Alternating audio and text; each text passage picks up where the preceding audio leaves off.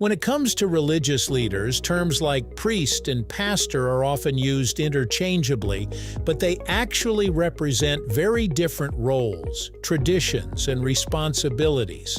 Many people assume they're just two names for the same thing, but in reality, a priest and a pastor operate in very distinct ways, shaped by the theology, history, and structure of their respective denominations.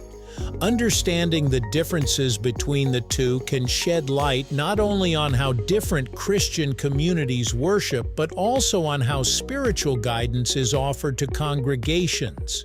In this video, we're going to explore the real difference between a priest and a pastor, breaking down their historical origins, duties, authority, and the religious traditions they represent right here on History of Simple Things.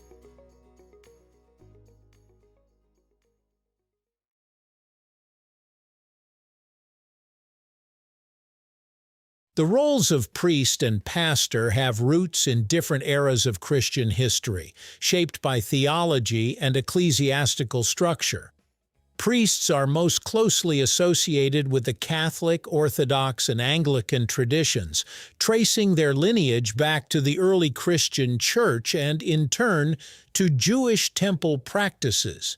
The term priest itself comes from the Greek word presbyteros, meaning elder, but over time it became tied to the sacramental and ritual leadership of the Church.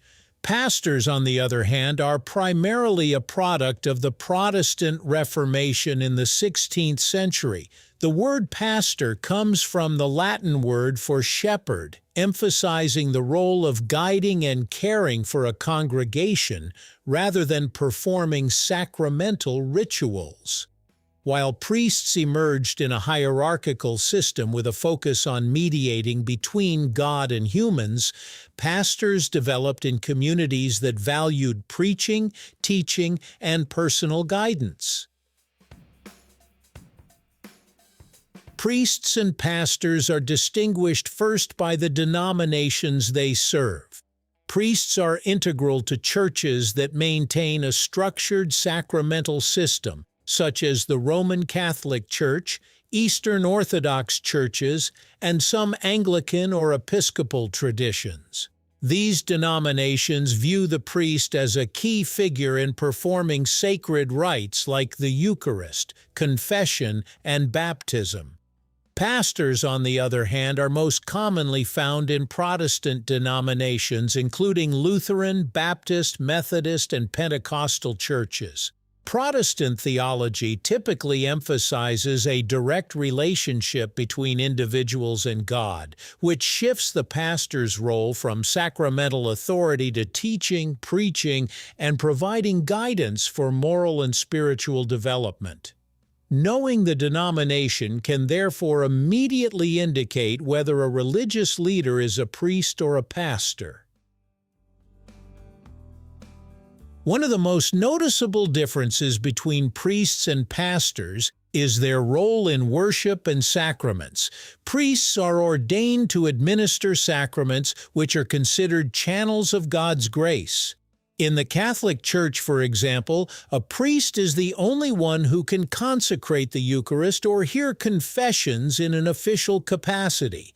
Their worship services often follow a strict liturgical structure, with rituals passed down for centuries. Pastors, however, usually lead services that focus on preaching, teaching the Bible, and providing counseling. While pastors may officiate weddings, baptisms, and funerals, these acts are often symbolic and do not carry the same sacramental weight as those performed by priests. Essentially, priests act as intermediaries between God and humans in rituals, whereas pastors act as guides and teachers for their congregations. Authority within the church is another defining difference between priests and pastors. Priests are often part of a larger hierarchical system, where they report to bishops, archbishops, and ultimately the Pope in the case of the Catholic Church. This hierarchy establishes both doctrinal authority and governance over parishes, and priests are expected to follow strict rules regarding celibacy, attire, and conduct. Pastors, in contrast, generally operate within a less rigid hierarchical framework, reflecting the Protestant emphasis on local church autonomy. Many pastors report to a board of elders or a denominational conference, but their authority is more relational than hierarchical. They are viewed as spiritual shepherds rather than intermediaries, responsible for guiding their congregation through teaching, counseling, and personal example rather than enforcing ecclesiastical law.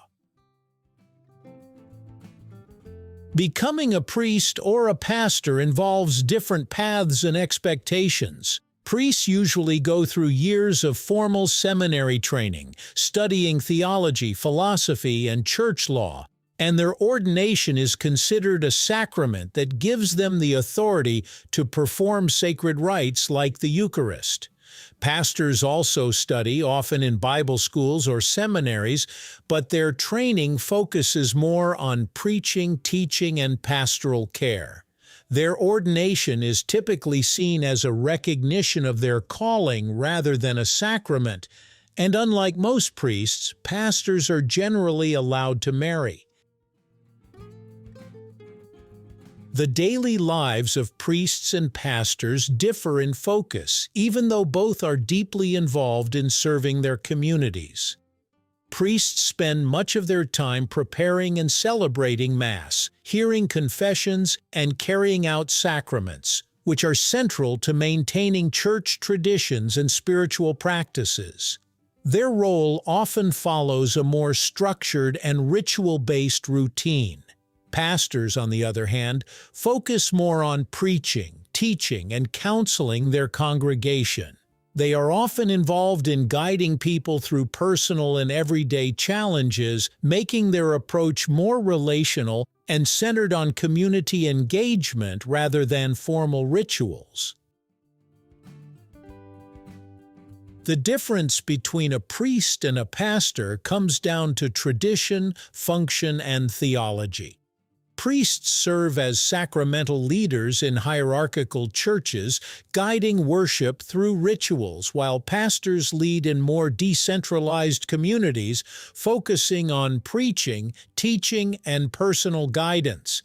These roles reflect different ways Christian communities serve and support their members.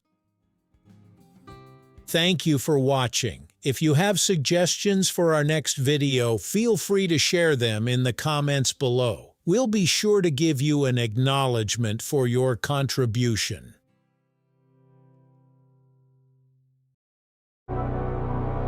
Thank you for joining us on this journey through the history of simple things. Don't forget to like, subscribe, and stay tuned for more stories woven through the smallest details.